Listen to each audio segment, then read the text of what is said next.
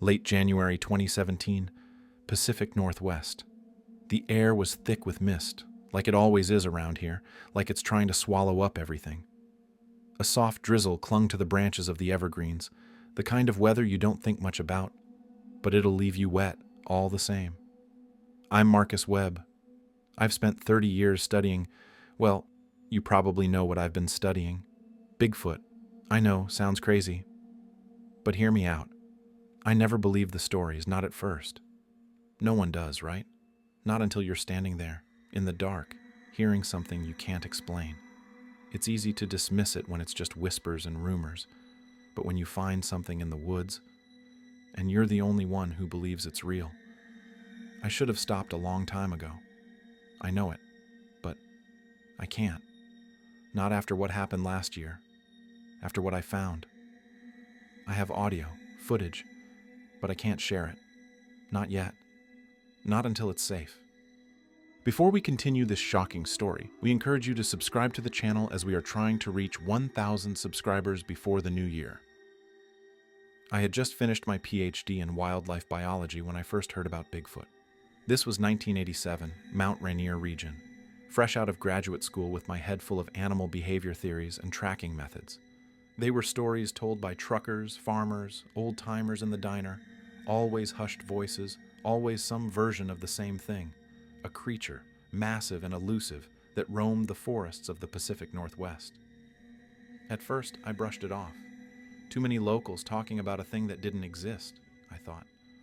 What they didn't know was I was starting my work at a research center up near the national park, studying elk migration patterns and bear behavior. And there, in those dense forests where the fog never quite lifts, I started hearing the whispers about something strange in the woods. Not just a shadow, but something bigger. Something smarter. People would mention it quietly, almost apologetically, but they always mentioned it. The guy at the gas station, the ranger who'd been there 20 years, even the woman who ran the general store. I wasn't the type to jump to conclusions, so I ignored it, though it was hard to ignore the strange sounds sometimes. 3 knocks, always 3, deep, resonant thuds that echoed through the timber. Even my colleagues noticed, though we'd be out there setting camera traps or checking elk populations, but we shrugged it off. It was just the trees, we said. Thermal expansion, wood settling, maybe a woodpecker with unusual habits. I told myself that for 10 years. 10 years of hearing those knocks, of finding prints that were too large, too deliberate. 10 years of trying to be a serious scientist while ignoring the evidence my own senses were collecting. Because that's what you do when you want to keep your reputation intact. You ignore what doesn't fit. The forests around Mount Rainier have a way of holding secrets. The mist moves through the Douglas firs like something alive, curling around trunks and filling valleys. You can be 100 yards from the road and feel like you've stepped into another world entirely.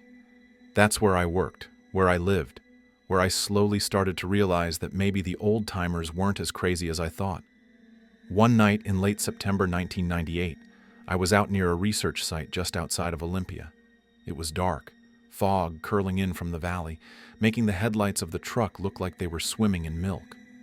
I had a routine by then: take notes, check the motion sensor cameras, listen to the night sounds, document everything. But this night felt different. The air was heavier somehow.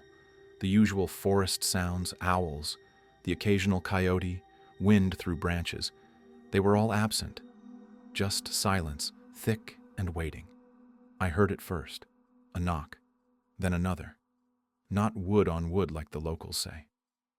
No, this was different. Like a thud, deep and hollow, resonating through the ground itself. Too loud for a tree branch. Too close for comfort. I kept telling myself it was the wind or a bear, maybe a deer rubbing against a tree. But there was a third knock, and that made me pause. I stood there in the quiet, just listening. My breath fogged in the cold air, the truck engine ticking as it cooled. It wasn't just a sound, it was an invitation, a call. For what? I wasn't sure. Something about the rhythm felt deliberate, intentional, like a pattern being repeated for my benefit. I grabbed my flashlight and swept it across the tree line. Nothing. Just darkness beyond the beam, and the mist swallowing the light before it could reach very far. But I could feel something watching. Not hostile, just aware. The hairs on my neck stood up. That old primate instinct that knows when it's being observed. I left that night with more questions than answers. Drove back to my cabin with the radio off, just listening to the engine and my own thoughts. I didn't write it down in my official notes, didn't mention it to anyone at the research center. What would I say? That I heard 3 mysterious knocks in the forest? They'd think I was losing it, but I started carrying a better recorder after that. Started paying closer attention to the patterns. Because something about those 3 knocks stayed with me. They came at intervals, like someone was trying to establish communication. Like language, almost. I know how that sounds. I do. But when you've spent 10 years in the same forests, you learn what belongs and what doesn't. And those knocks, they didn't belong to any animal I'd studied. I started speaking to other researchers about it in 2000. Most didn't take it seriously. Hell, most of them laughed. I'd show them my recordings, try to explain the patterns in the sounds I'd captured, but they'd roll their eyes. "There's no Bigfoot, Marcus. You're chasing ghosts." One colleague actually patted me on the shoulder like I was a child who'd lost his favorite toy. It wasn't that I was obsessed with finding Bigfoot, not at first, but I couldn't ignore the evidence.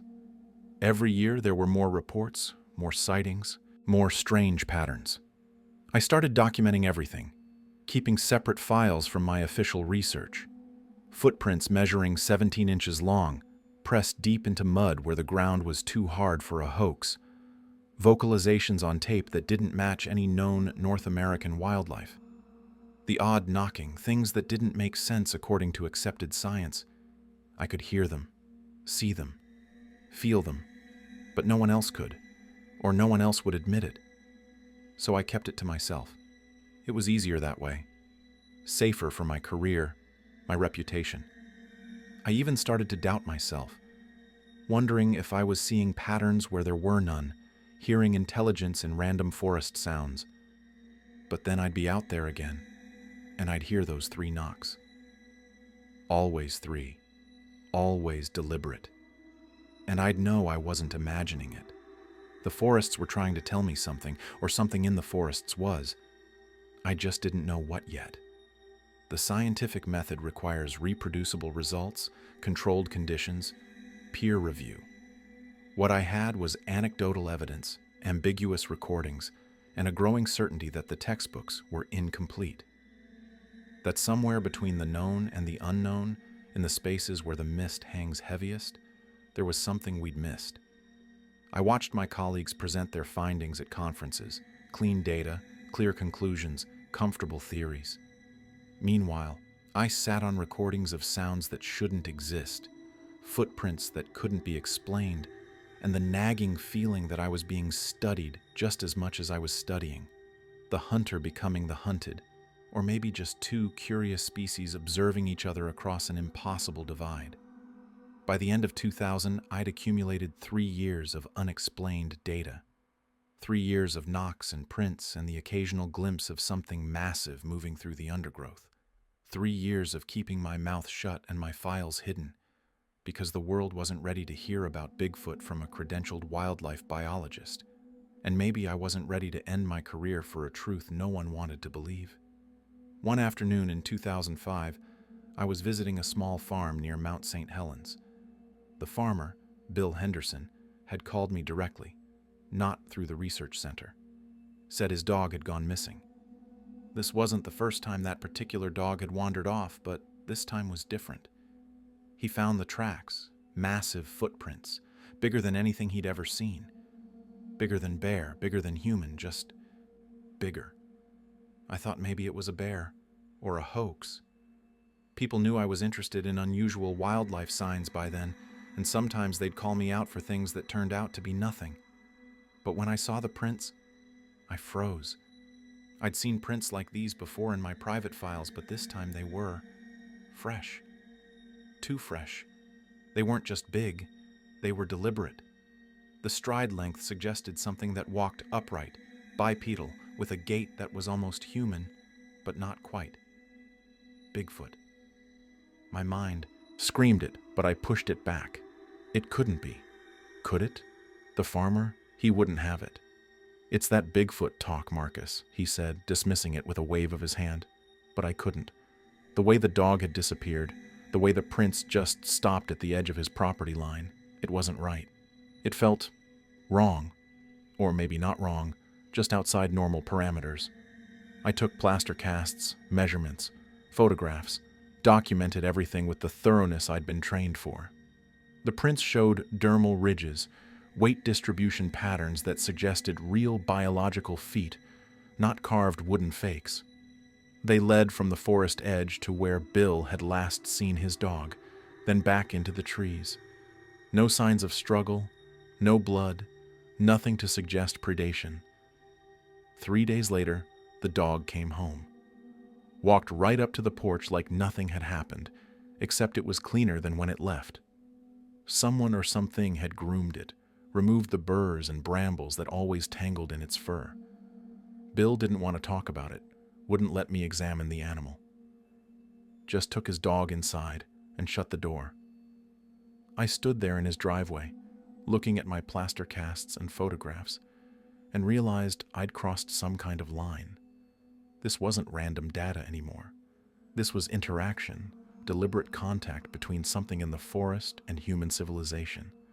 And whatever it was, it had chosen to return the dog unharmed. That suggested intelligence, intent, maybe even compassion. The word Bigfoot kept echoing in my head, no longer a joke or a myth, but a hypothesis that demanded investigation. It wasn't just the dog or the footprints, or the occasional knock in the trees. It was something bigger, a pattern emerging from years of scattered data. One morning in 2007, I was out walking near the Nisqually River, checking my camera traps when I heard it again.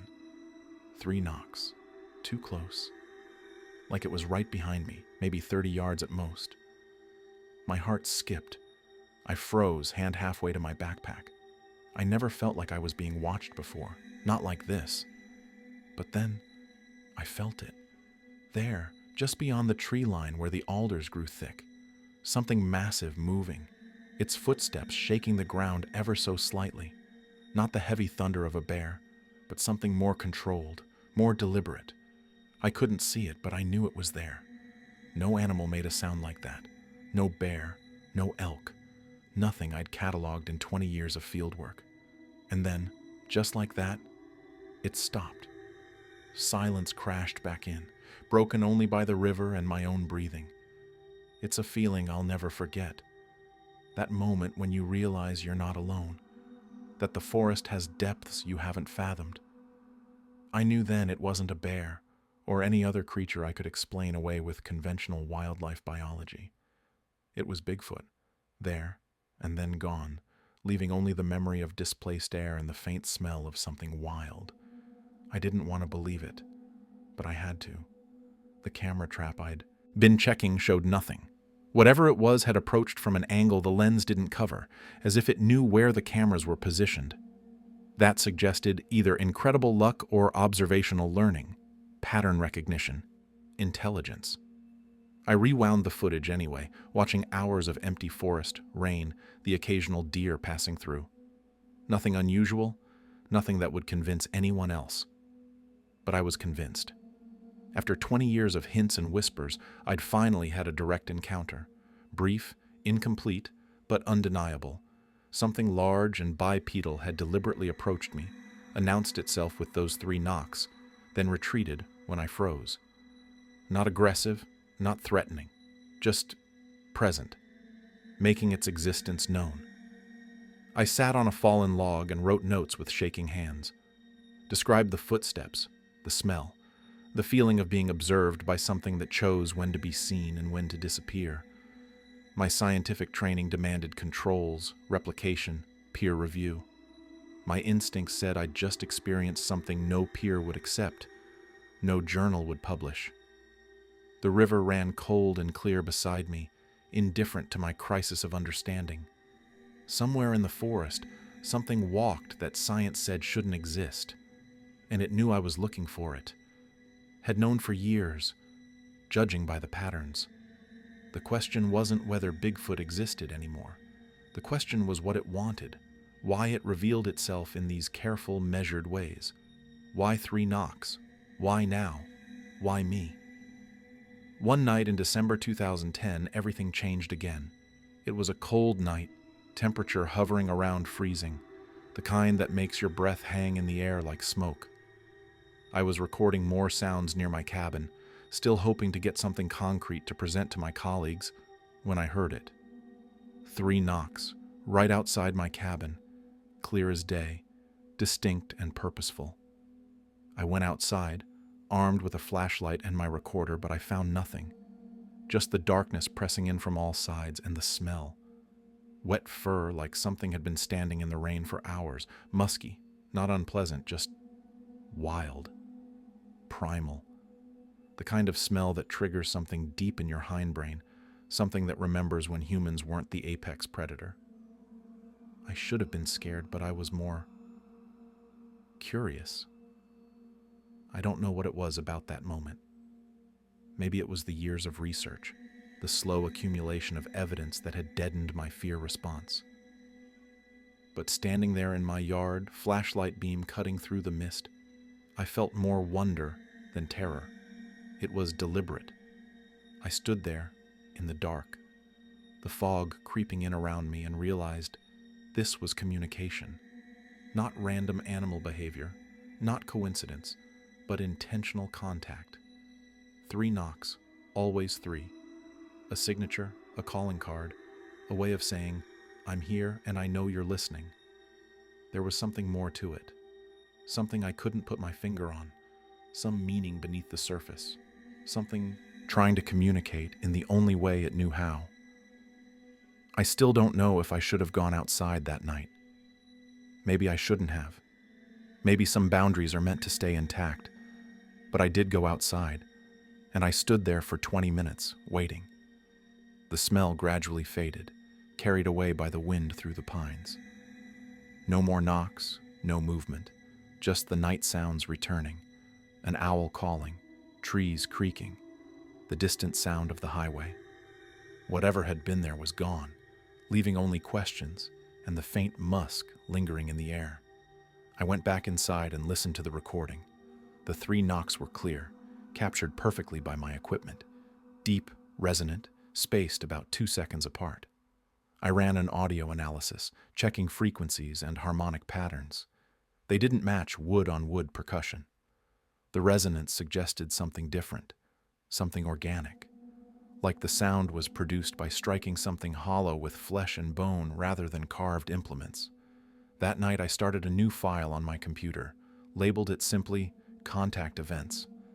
Began documenting every instance of deliberate approach, every 3 knock sequence, every sighting report that fit the pattern. I was building a case, not for publication, but for my own understanding, because somewhere in that data was the answer to what Bigfoot wanted, why it approached some people and avoided others, why it knocked 3 times, why it seemed to watch me specifically. The cabin felt smaller after that night, like the forest had pressed closer, like the distance between observer and observed had shrunk to nothing. One night in 2012, I had gone up to a remote site by myself, away from the noise of town, away from everything. My research was my obsession now, had been for years. I wasn't looking for confirmation anymore, not exactly, but I found it anyway. It wasn't a figure, not really. It was more of a presence, a shift in the atmosphere that made every nerve in my body stand at attention. The trees around me felt like they were watching, leaning in. The air was still, not even a whisper of wind, which is rare in those forests where the weather never quite settles. Then, the ground vibrated, just slightly, but enough to feel through my boots. That's when I heard it. A low, rumbling growl, almost like a hum, deep enough to feel in my chest, resonant and powerful. I remember my hands shaking as I fumbled for my flashlight. I wasn't sure if I should run or stay, whether this was the moment I'd been building toward or the moment I should have been avoiding all along. But then, it happened. The thing stepped forward, into the edge of my light. A massive silhouette, broader than any human, taller than seemed possible. I know, sounds insane, but I swear it looked at me. Not through me, not past me, but directly at me. I could feel its eyes on me, intelligent and assessing. I couldn't breathe. The air felt too thick, too heavy. Then it made a sound. A long, low grunt, almost. Like a warning. Like it knew I was there to study it, but it wasn't ready to let me. Or maybe it was ready, but on its terms, not mine. And just like that, it disappeared. No sound, no trace, no dramatic exit. One moment it was there, solid and real in my flashlight beam. The next, nothing but darkness and the smell of wet fur hanging in the air. No footsteps retreating, no branches breaking, just gone. I stood there for an hour, maybe more, waiting for my heart to slow down. The encounter had lasted less than 30 seconds, but it felt like longer. Time had stretched and compressed, the way it does during moments of intense experience. I'd finally seen Bigfoot, not just heard it or found its tracks, but seen it face to face. When I finally made it back to my truck, my legs were shaking. I sat behind the wheel and tried to process what had happened. Years of searching, decades of collecting evidence, and it had all led to this. A 30-second encounter in the dark. No photographs, no video, just my word against the world's skepticism. But I knew what I'd seen, knew it with the same certainty I knew my own name. Bigfoot was real, was intelligent, was aware of me in ways I was only beginning to understand, and it had chosen to show itself, briefly, before disappearing back into the forest that protected it. The question was why? What did it want me to know? What was it trying to tell me? I spent years analyzing what I'd recorded, and over time I began to understand.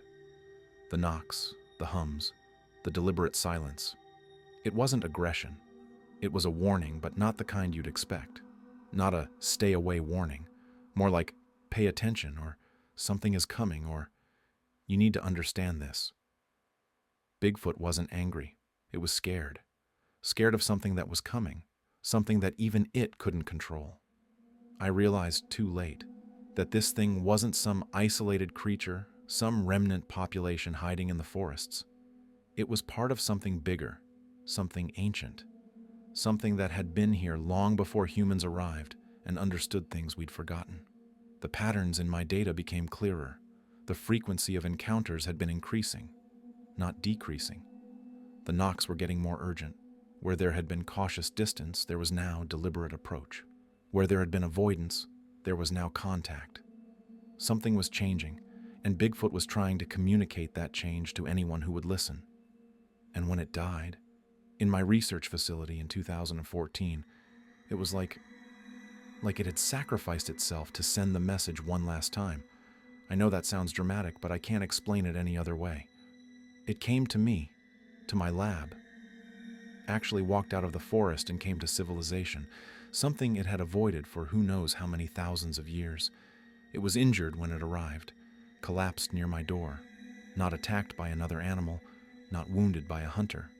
It was sick, dying from something I couldn't identify. I called every contact I had, tried to get help, but by the time anyone responded, it was gone.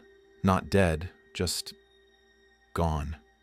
It had enough strength to leave, to disappear back into the forest, leaving only blood samples and hair I'd managed to collect.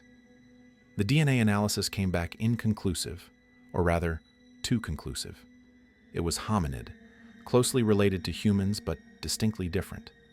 Not ape, not human, something between or beyond. My colleagues who saw the results went quiet. No one wanted to publish. No one wanted to stake their reputation on data that suggested Bigfoot was real and possibly more intelligent than we were. But the message it left behind, the samples, the final look it gave me before disappearing, that was clear. Something in the forests was waking up. something old. And Bigfoot, whatever it was, had been trying to warn us, had been knocking 3 times for decades, leaving signs, making itself visible in careful, measured ways, trying to get through to us before it was too late. I realized then that all my research, all my years of evidence collection had missed the point. I'd been trying to prove Bigfoot existed, but Bigfoot had been trying to prove something else entirely, and I'd been too focused on documentation to listen. I know how this sounds. I do. But I can't ignore it anymore. Can't pretend I don't know what I know. The creature that died in my facility didn't attack me, didn't threaten, didn't show aggression. It came to me for help, or maybe to deliver a final warning. It died trying to get me to listen, to understand something my scientific training hadn't prepared me for. It left behind something. A message, maybe, or a map. Something that was buried deep in the forests. Something older than Bigfoot itself. Older than the trees, older than the mountains. I'm telling you, it's waking up. Whatever it is, whatever they were trying to warn us about, it's been dormant, and now it's stirring. The samples I collected showed traces of something else, something in the blood that my equipment couldn't properly analyze. Proteins or compounds that shouldn't exist, at least not in any biology textbook I'd studied. My colleagues who saw the data suggested contamination, equipment failure, anything but the obvious conclusion. That Bigfoot represented a branch of evolution we'd completely missed. I've got the evidence, the sound clips, the footage from security cameras at the facility. I've got tissue samples frozen in storage, hair follicles preserved according to protocol. But I'm not showing it. Not yet. Not until I know we can act on it, until I understand what action even means in this context. Because here's the thing about Bigfoot that nobody understands: it doesn't want to be found. It's been avoiding us deliberately, for good reasons. And the fact that one of them came to me, came to civilization when it was dying, suggests something has changed, something that made hiding less important than warning. I've tried to decode what it was trying to communicate. Spent months going over every interaction, every knock, every sighting report that matched the patterns. Built timelines and maps, tracking movement and frequency. The data suggests they're being pushed out of their territories, forced closer to human habitation. Not by predators or habitat loss, but by something else. Something deeper in the wilderness. The forests are changing. I've noticed it in my regular research too. Migration patterns shifting. Animals avoiding certain areas they used to frequent. The 3 knocks I used to hear monthly, I now hear weekly. Sometimes nightly. Getting closer. Getting more urgent. And I don't think it's Bigfoot approaching anymore. I think it's Bigfoot being pushed toward us by whatever's waking up behind them. I keep the samples locked in a secure freezer. Keep the recordings on encrypted drives. Keep the evidence safe but hidden, because I'm not sure what would happen if I released it. Would people believe me? Would they hunt Bigfoot to extinction trying to verify what I already know? Or would they dismiss it entirely, let something terrible happen because they refuse to listen? So I wait, and I document, and I listen for the 3 knocks that come more frequently now, more desperately, like a countdown to something I can't quite see yet. I've spent the last year trying to convince the authorities. The ones who laughed at me before aren't laughing anymore, at least not openly. But they still don't understand. Not really. They don't get the urgency, don't grasp what the patterns are telling us. The creature I studied didn't want us to know it was there in some abstract sense. It wanted us to leave, to respect boundaries, to understand that we're not alone in these forests. I've presented my findings to wildlife officials, to rangers, to anyone who'll listen. Showed them the movement patterns, the increasing frequency of encounters, the way Bigfoot is being pushed into contact with humans more and more often. Some of them nod politely. Some suggest I take a sabbatical, get some rest. Nobody acts. I still hear it sometimes, the knocks. They come at night, like they used to, but now they're different. Closer, like I said before. More desperate. They sound more desperate. 3 knocks at 2 a.m., 3 knocks at 3 a.m., 3 knocks at dawn. Patterns within patterns communication. I'm only beginning to understand. I wonder if it's still trying to warn me, warn us, warn everyone who'll listen. The problem is, nobody's listening. We're too busy with our own lives, our own problems. Climate change, politics, economics, big abstract issues that feel important. And maybe they are important. But what if there's something else? Something we've completely missed because it doesn't fit our models of reality. What if Bigfoot has been trying to tell us something crucial, and we've been too skeptical to hear? I don't know what's out there, but I know it's coming. Can feel it in the way the forest has changed, in the way the encounters are escalating, in the way that creature came to my facility to die, breaking every pattern of behavior I documented over 30 years. That wasn't random. That was desperation. That was a final attempt to make us understand. The rangers patrol the areas where sightings are most common, but they're looking for poachers, illegal campers, lost hikers. They're not prepared for what's really out there.